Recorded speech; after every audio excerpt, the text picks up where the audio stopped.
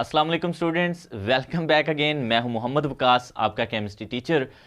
इसी YouTube channel पे previous lecture में हमने एटॉमिक स्ट्रक्चर, जो कि हमारा चैप्टर पार्ट 1 से है, केमिस्ट्री पार्ट 1 से, उसमें हमने सीखा था derivation of radius for Bohr's orbit. तो nth ऑर्बिट के लिए हमने बोहर के एटॉमिक मॉडल के मुताबिक रेडियस को निकालना सीखा था।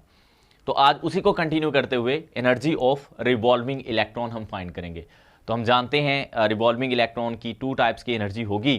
One is called potential energy and the other is called kinetic energy. तो जब दोनों को हम सम करेंगे तो we will got the final value of total energy for a revolving electron. So let's start with our lecture number 9। तो हम move करेंगे।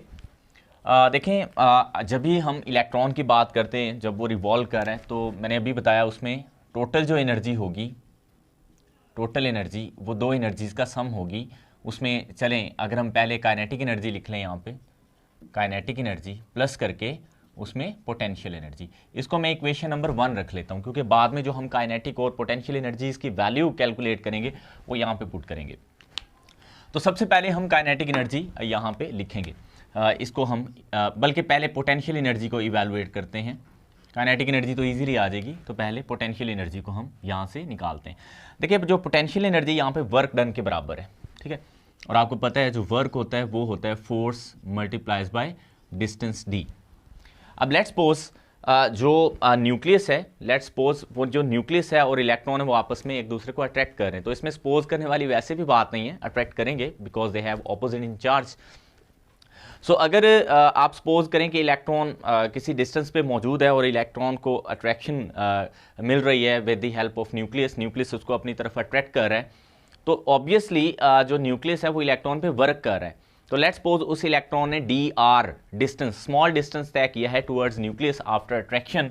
सो अगर उस डिस्टेंस को हम डी आर कहें, और जो फोर्स है जो न्यूक्लियस इलेक्ट्रॉन पे लगा रहा है वो हम प्रीवियस लेक्चर में भी देख चुके हैं, that is coulombs electrostatic force, और बराबर है Z square over 4 pi epsilon not R square, और आगे डी आर।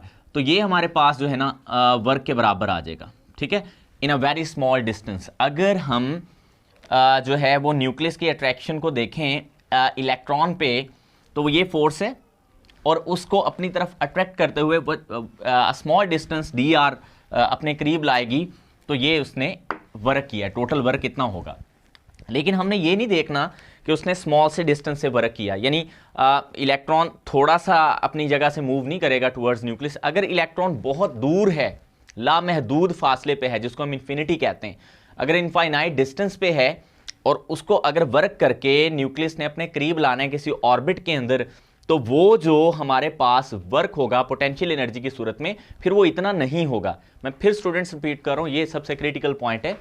ये जो वर्क डन है ये है इलेक्ट्रॉन को स्मॉल डिस्टेंस पे करीब लाने के लिए न्यूक्लियस कर रहा है। लेकिन अगर लामहदूद इनफाइनाइट डिस्टेंस पे इलेक्ट्रॉन पड़ा है, उसको अपने करीब लाना है ना न्यूक्लियस ने, तो उस पर जो वर्क होगा वो फिर ये वर्क नहीं होगा, बल्कि इसको हम इंटीग्रेट करेंगे। I mean integrate, integration mathematical term है, इसका मतलब होता है चीज़ को जोड़ना, इकट्ठा करना। तो चूंकि ज़्यादा डिस्टेंस से इलेक्ट्रॉन न्यूक्लियस की तरफ आ रहा है, तो वो जो छोटे छोटे डी आर डिस्टेंसेज हैं उनको हम जोड़ेंगे, और ये होता है इंटीग्रेशन की मदद से। तो यहाँ बेसिकली जो हमारे पास पोटेंशियल एनर्जी है वो वर्क के बराबर है, और वर्क यहाँ पे होगा इंटीग्रल इन्फिनिटी टू आर, ठीक हो गया। और हमारे पास फोर्स है G square over 4 pi epsilon not R square into D R. बस इतना करेंगे ना, तो ये वो टोटल फोर्स आ जाएगी, वो टोटल वर्क आ जाएगा जो न्यूक्लियस को, इलेक्ट्रॉन को इनफाइनाइट डिस्टेंस से अपने किसी ऑर्बिट में लाने के लिए करना पड़ रहा है। तो ये हमारा इन्फिनिटी टू आर, ये हमारे पास लिमिट है, यानी इनफाइनाइट डिस्टेंस पे इलेक्ट्रॉन है और आर तक हम उसको किसी रेडियस में लाना चाहते हैं। अब इंटीग्रेशन के हवाले से एक पॉइंट आपने याद रखना है, जो इंटीग्रेशन होती है ना वो कांस्टेंट्स की नहीं की जाती। तो कांस्टेंट्स जो हैं वो उनको हम अलग करेंगे। देखें, ये इंटीग्रल साइन है इन्फिनिटी टू आर। अब जो हमारे पास जी ई स्क्वेयर है ये कांस्टेंट है, तो उसको मैं साइड पे कर लेता हूँ। जी ई स्क्वेयर ओवर में 4 भी कांस्टेंट है ना, पाई भी कांस्टेंट है, और इसके अलावा एप्सिलॉन नॉट भी कांस्टेंट है। तो कांस्टेंट क्या नहीं है, वो है आर स्क्वेयर। सो यू हमारे पास जो पोटेंशियल एनर्जी है यहाँ पे इसके बराबर आ गई। अब हमने इसको आगे सॉल्व करना है। अब सॉल्व कैसे करेंगे, देखें जो आर स्क्वेयर है, अगर मैं इसको ऊपर ले जाऊँ, लाइक अगर मैं इसको यूँ लिखूँ इन्फिनिटी टू आर की -2 dr, और इधर आ जाएगा जी ई स्क्वेयर ओवर में 4 pi epsilon naught, and that is equal to potential energy. I hope students ये बात आपको समझ आई होगी। जस्ट मैंने आर स्क्वेयर को जो डिनोमिनेटर में था इसको न्यूमिनेटर में लेके गया हूँ, तो पावर जो है वो माइनस में चली गई है। तो आगे बढ़ते हैं। तो अब हम इसको इंटीग्रेट करेंगे। अब इंटीग्रेशन के लिए आपने याद रखना है, बहुत सिंपल चीज़ें हैं ये वाली। मैथमेटिक्स में जो इंटीग्रेशन की बेसिक्स हैं ये वो हैं, ओवर 4 पाई एप्सिलॉन नॉट। अब अगर हमारे ये देखें, ये आर जो है ना, ये फंक्शन है, ये आगे उसका डेरिवेटिव है डी आर। तो फंक्शन का आगे डेरिवेटिव हो तो हम डायरेक्ट इंटीग्रेशन कर सकते हैं। करना क्या है, सिंपली रट्टा मारें इसको, क्योंकि जो इंजीनियरिंग के स्टूडेंट्स होंगे वो इसको सेकेंड ईयर में जाके करेंगे मैथमेटिक्स में, और जो डॉक्टर्स होंगे आई मीन मेडिकल के स्टूडेंट्स, वो इसको वैसे यहाँ पे रट्टा मार लें। देखिए आपने आर की -2 में ना 1 ऐड कर देना है, और ये जो काम आपने किया ना ऊपर पावर में, उसी से आपने इसको डिवाइड कर देना है बस सिंपली। और हमारे पास लिमिट अभी इन्फिनिटी टू आर है। अब यहाँ पे स्टूडेंट्स एक क्वेश्चन लाजमी करते हैं। अगर मैं ये क्लास में लेक्चर दे रहा हूँ तो नॉर्मली स्टूडेंट्स का क्वेश्चन होता है, सर ये जो एस वाला यानी इंटीग्रल साइन है ये किधर गया। तो बेसिकली जो इंटीग्रेशन है और डेरिवेशन है ये दोनों एक दूसरे के रेसिप्रोकल होते हैं मैथमेटिक्स में, तो ये कैंसिल आउट होगा। अब ये हमारे पास जो पोटेंशियल एनर्जी है वो अब कैसे आएगी, वो आ गई जी ई स्क्वेयर ओवर में 4 पाई एप्सिलॉन नॉट। अब हमने ना एक दफ़ा इसको पहले सॉल्व कर लें। पावर ऊपर -1 बचेगी, नीचे -1, और लिमिट आ गई infinity to R. Okay students, अब यहाँ पे जो बात सीखने वाली, देखें ये माइनस नीचे है या ऊपर होता तो ये ओवरऑल सबसे मल्टीप्लाई हो रहा है, तो इसको तो मैं बाहर लिख देता हूँ माइनस को, 4 पाई एप्सिलॉन नॉट। अब ये जो आर इनवर्स है इसको अगर मैं नीचे ले आऊँ डिनोमिनेटर में, तो ये पॉजिटिव हो जाएगा इन्फिनिटी टू आर। इतनी मैथ्स तो आपको बेसिक्स जो है वो आती होंगी। अब आपने करना है क्या, लिमिट अप्लाई करनी है। लिमिट अप्लाई करने का असूल जो मैथमेटिक्स में होता है वो जरा देख लें, -GE² ओवर में 4 पाई एप्सिलॉन नॉट। ये तो ऐसे ही चल रहा है सच।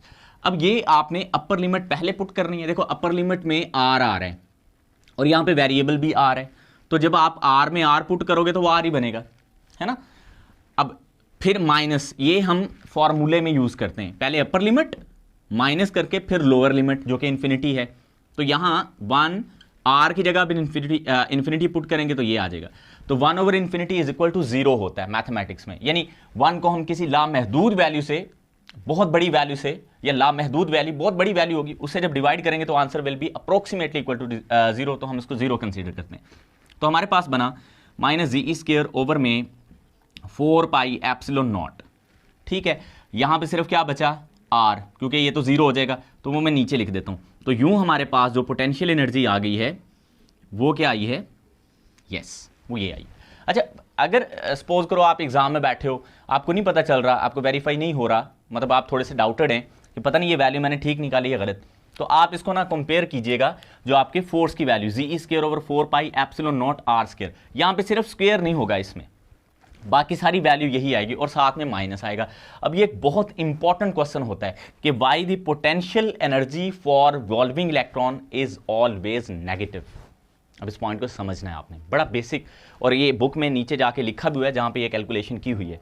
इसका आंसर बड़ा सिंपल है, चूंकि जो इलेक्ट्रॉन रिवॉल्व कर रहे हैं ना उसको न्यूक्लियस ने अपनी तरफ अट्रैक्ट करके किसी ऑर्बिट में वो लेके आया वर्क करके। अब जब वो इलेक्ट्रॉन लामहदूद यानी इनफाइनाइट डिस्टेंस पे होता है ना, तो उसकी पोटेंशियल एनर्जी होती है 0, and that 0 is the maximum potential energy for revolving electron. जब वो लामहदूद फासले पे होता है, घूम रहा होता है, तो जब भी मतलब बहुत ज्यादा फासले पे उसकी एनर्जी 0 है, किसकी, इलेक्ट्रॉन की। लेकिन जब न्यूक्लियस उस पर वर्क करेगा, अपने करीब लाएगा, तो उसकी एनर्जी 0 से कम होगी, और आपको पता है 0 से कम वैल्यू नेगेटिव होती है। So that's why that's the very simple and pretty answer that the revolving electron have potential energy negative. ठीक है, सो ये हमने इसका आंसर वो आप जो लिखा हुआ है उसके मुताबिक कर सकते हैं। अब हमने पोटेंशियल एनर्जी तो फाइंड कर ली, now we are going to calculate kinetic energy. So let's start with kinetic energy. अब काइनेटिक एनर्जी का फॉर्मूला आप सब जानते हो, 12 mv² होता है ना। अच्छा यहां पे ना एक चीज नोट करने वाली, ये तो हमारे पास आ गया काइनेटिक एनर्जी सारा इसके इक्वल। अब जो हमने एक बात सीखी थी रेडियस ऑफ बोहर्स ऑर्बिट में कि जो फोर्स होती है ना जो इलेक्ट्रॉन को रिवॉल्व करवाती है वो सेंट्रीपिटल या सेंट्रीफ्यूगल, ये दोनों फोर्सेज होती हैं। बेसिकली सेंट्रीपिटल फोर्स दायरे में सर्कुलेट करवाने में हेल्प करती है। तो वो सेंट्रीपिटल फोर्स जो है वो ये होती है G²/4πε0, यानी हम यूं कह सकते हैं mv²/r, ये सारा बराबर होता है, हाँ जी, G²/4πε0 के, r² के, यानी सेंट्रीपिटल फोर्स ही इस फोर्स के बराबर है। ये हमने प्रीवियस लेक्चर में भी सीखा था, अब भी दोबारा बता रहा हूं। तो यहां से हमने करना क्या है, ये हमने क्यों ऐसे लिखा है, यहां पे आ रहा है mv², तो यहां से हमने mv² की वैल्यू को कैलकुलेट करना है। तो mv² अगर हम यहां से कैलकुलेट करें, देखें उसने डायरेक्ट लिखा हुआ बुक में, मैंने एक स्टेप बढ़ा दी है, इस r को दूसरी तरफ ले जाओगे, यहां पे डिनोमिनेटर है, इधर जाके न्यूमिनेटर यानी शुमार कुनिंदा हो जाएगा। तो जब आप इसको भेजोगे नीचे से एक r ऊपर वाले एक r से कट जाएगा, यानी इससे, तो हमारे पास फाइनल वैल्यू mv² की बचेगी G²/4πε0r। ये किसकी वैल्यू आ गई, mv² की। अब इसको यहां पे पुट कर दें, जो हमने काइनेटिक एनर्जी का फॉर्मूला लिखा हाफ mv², तो स्टूडेंट्स हमारे पास बन जाएगा हाफ mv² की सारी वैल्यू ये है, G² ये स्क्वायर है ओवर में 4πε0r, और ये सारा बराबर आ रहा है अब काइनेटिक एनर्जी के, ठीक है।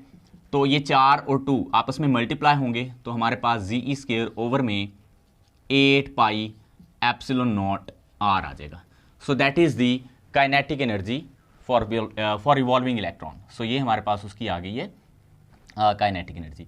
अच्छा, बड़ी दोनों एनर्जीज हमने कैलकुलेट कर ली हैं बड़े बेहतरीन तरीके से, तो मेरा ख्याल है कि यहाँ तक आपको चीज़ें क्लियर होंगी। अब हमने क्या करना है, हमने ये जो पोटेंशियल एनर्जी और ये काइनेटिक एनर्जी, इन दोनों को पुट कर देना है यहाँ पे इक्वेशन नंबर 1 में।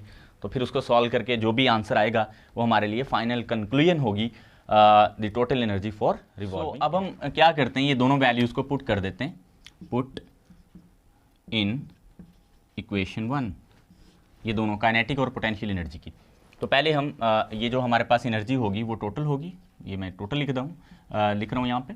तो काइनेटिक एनर्जी की वैल्यू अभी हमने निकाली है, वो क्या है, G² 8πε0r माइनस, देखो वैसे तो यहाँ पे प्लस है, लेकिन ये जो पोटेंशियल एनर्जी है नेगेटिव में है, तो प्लस माइनस माइनस होगा, तो ये वाली वैल्यू लिखें आप G², सर आगे तो हाफ आ रहे हैं, नज़र आ रहा होगा, ये वैल्यू यहाँ पे अब लिखेंगे, नीचे 4πε0 और आ गया r, ठीक हो गया। अब ना बड़ी सिंपल सी बात है, एलसीएम लेंगे हम। एलसीएम में देखें 8πε0r इधर है, 4πε0 इधर है, ये दोनों कॉमन मल्टीपल हैं 2 के, तो इसमें 8 जो है वो बड़ी वैल्यू हमारे पास एलसीएम में आ जाएगी। तो 8πε0r, इसको इसी से एलसीएम मैं उम्मीद कर रहा हूँ कि आपको आता है लेना। आई रियली होप के you can take LCM from this equation. So मेरा ख्याल है कि ये मुझे स्टेप जो है ज़्यादा डिटेल में बताने की ज़रूरत नहीं है। तो यहाँ इसको इसी पे डिवाइड करेंगे, आंसर 1 आएगा, तो ZE² ये बना माइनस करके, अब ये इस पे डिवाइड करेंगे 2 आंसर आएगा, तो ये बनेगा 2ZE²। अब देखें 2 ज़्यादा होता है और ZE ये 1 है, तो 1ZE जैसे a माइनस 2a होता है तो माइनस का a बचता है, तो यहाँ पे भी यही सीन है, तो माइनस ZE² ओवर में बचेगा 8πε0r।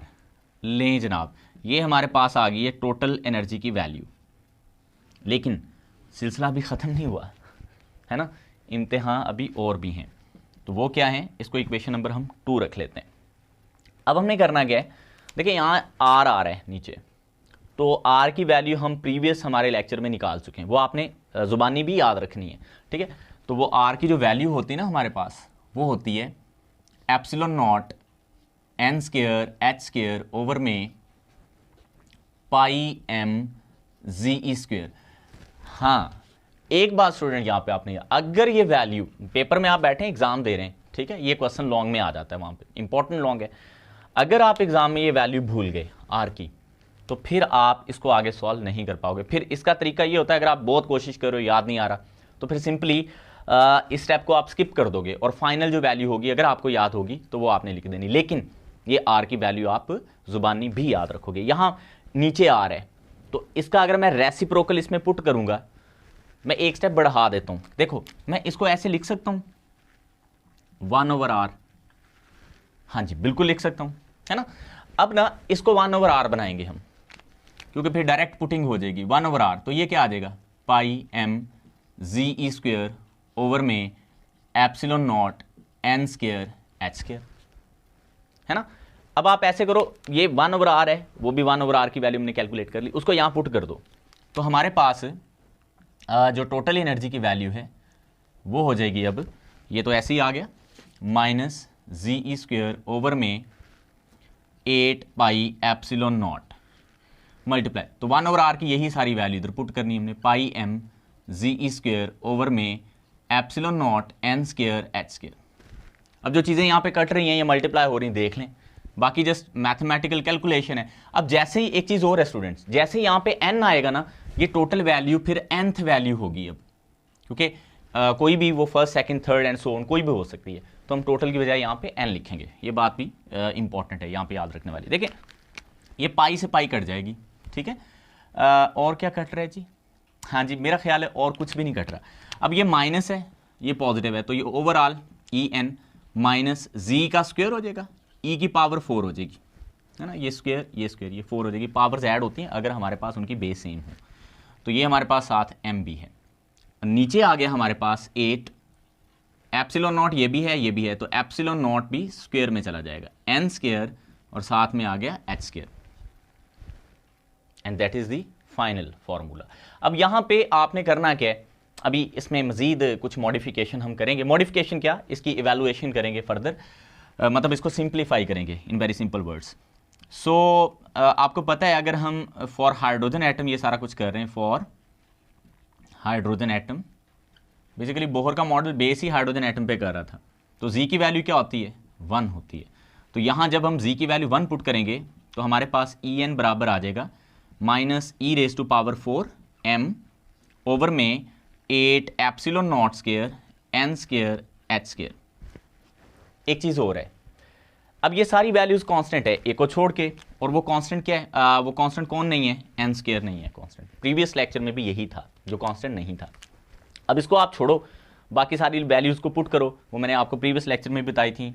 E charge on electron है, एम मास ऑफ इलेक्ट्रॉन है, एप्सिलॉन नॉट वो आपको परमिटिविटी ऑफ वैक्यूम बताया था, H is the Planck's constant. सारों की वैल्यूज आपने पुट करनी, लेकिन आपने ना एग्जाम में पुट करनी ना आपकी बुक में पुट हैं। अपने वैसे इसको याद रखना है कि इसका आंसर आता है 2.178 इंटू 10 टू पावर 18, सही है।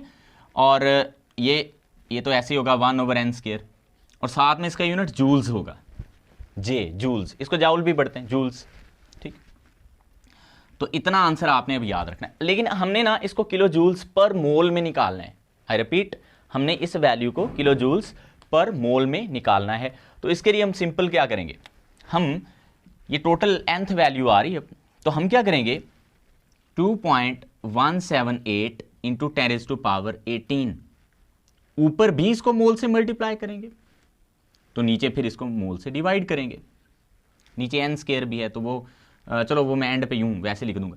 अब साथ में ऊपर तो जूल्स है, ऊपर के से मल्टीप्लाई करूंगा तो नीचे के से डिवाइड करूंगा, और साथ में क्या आ रहा है 1/n स्क्वायर।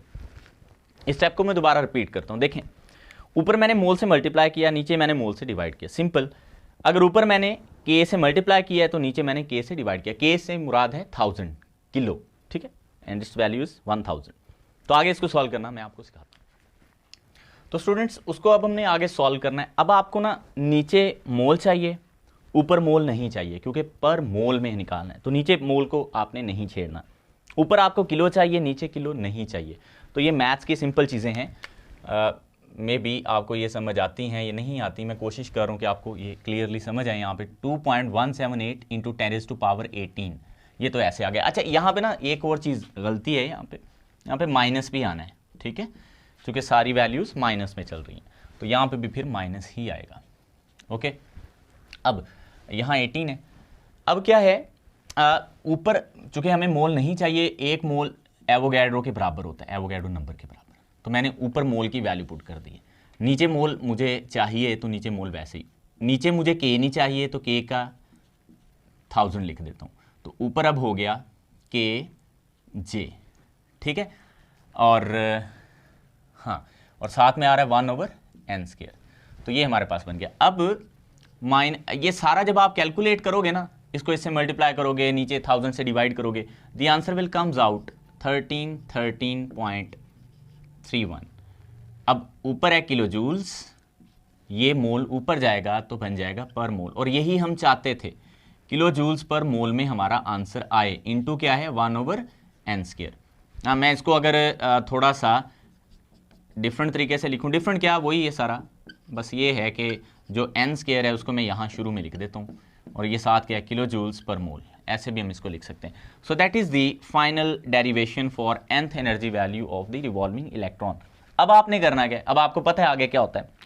अगर आपने E1 निकालना है फॉर फर्स्ट ऑर्बिट, तो यहाँ 1 पुट हो जाएगा, ये सारा 1 ही रहेगा तो सारा आंसर यही आ जाएगा 13.31 किलो जूल्स पर मोल। तो जो फर्स्ट ऑर्बिट होता है ना, यानी के शेल या के ऑर्बिट, उसमें इलेक्ट्रॉन की जो एनर्जी होती है वो इतनी होती है। सेकंड जब आप निकालोगे तो यहाँ पे 2 पुट करोगे, आंसर 1/4 आएगा, सॉल्व करोगे तो माइनस तकरीबन इतना आंसर आएगा, ठीक है। इसी तरह E3 आप फाइंड करोगे। इसी तरह जब आप इन्फिनिटी पुट करोगे लामहदूद फासले पे, यहाँ पे इन्फिनिटी 1/∞ 0 हो जाएगा, 1/∞ 0 होता है, तो ये भी सारा कुछ 0 हो जाएगा, तो 0 किलो जूल्स पर मोल। तो मैंने आपको लेक्चर के शुरू में भी बताया था कि इनफाइनाइट डिस्टेंस पे इलेक्ट्रॉन की एनर्जी 0 होती है, तो ये वही वाली बात आ गई। अब अगली बात जो इंपॉर्टेंट है, जैसे हमने रेडियस के डिफरेंसेस को बताया था कि पहले 2 रेडियाई का जो डिफरेंस होता है वो अगले 2 रेडियाई के डिफरेंस से जो है वो कम होता है, लेकिन यहाँ एनर्जी का जो डिफरेंस है वो अब हम निकालेंगे। तो मैं यहाँ पे ये लेक्चर ना हमारा अब एंड हो गया, तो यहाँ पे देखें बेसिकली अब ये है E2 minus E1 is greater than E3 minus E2 so on, and ये होगा En greater than En minus En minus 1। Last time भी रेडियस डेरिवेशन में भी मैंने आपको चीज़ बताई थी, लेकिन वहाँ पे ऑर्डर उल्टा था इससे। जो पहले 2, मैं इसको ऐसे देखो, ये न्यूक्लियस है, ये हमारा के ऑर्बिट है, फिर ये L, फिर ये M, फिर ये N, इस तरह सो ऑन। चलो ये भी बना देता हूँ, ये यहाँ पे N होगा, ठीक है। तो ये के ऑर्बिट है, ये L, ये M और ये N। मैं ये बताने की कोशिश कर रहा हूँ, यहाँ पे इसकी एनर्जी E1 है, यहाँ पे E2 है, यहाँ पे E3 है और यहाँ पे E4 है। अगर मैं सेकेंड एनर्जी जो ये वाली आई है, इसमें से ये फर्स्ट वाली माइनस करता हूँ, तो जो इसका आंसर आएगा वो सबसे बड़ा होगा, उसकी वैल्यू सबसे ज़्यादा होगी, एनर्जी वैल्यू। पहले 2 ऑर्बिट में जो एनर्जी का डिफरेंस है वो सबसे ज़्यादा होता है। फिर इसी तरह जो दूसरा और तीसरा ऑर्बिट है, इनका एनर्जी का डिफरेंस पहले 2 ऑर्बिट्स की एनर्जी का डिफरेंस से थोड़ा कम हो जाता है, एंड सो ऑन, ये कम होता चला जाता है। रेडियस का डिफरेंसेस जो डिफरेंस होता है वो बढ़ता है, और एनर्जी का डिफरेंस कम होता है जब हम अवेदी न्यूक्लियस जाते हैं। एक चीज़ और है यहाँ जो कंफ्यूज करती है स्टूडेंट्स को, मैंने डिफरेंस बोला है कि डिफरेंस जा रहे हैं आगे तो वो डिफरेंस कम हो रहा है, लेकिन इलेक्ट्रॉन की एनर्जी बढ़ती है। यहाँ पे इलेक्ट्रॉन की एनर्जी सबसे कम है, यहाँ पे उससे ज़्यादा, यहाँ पे उससे ज़्यादा, यहाँ पे उससे ज़्यादा, एंड इन्फिनिटी पे मैक्सिमम जो कि 0 होती है। देख लें आप, फर्स्ट एनर्जी इतनी है, सेकंड इतनी है, थर्ड इतनी है, एंड इन्फिनिटी पे वो 0 हो जाती है। तो स्टूडेंट ये था हमारा आज का लेक्चर, आई होप आपको समझ आ गया होगा। लाइक ज़रूर किया करें और दोस्तों के साथ शेयर करें जिसको इसकी ज़रूरत है। बहुत शुक्रिया, अल्लाह हाफिज़।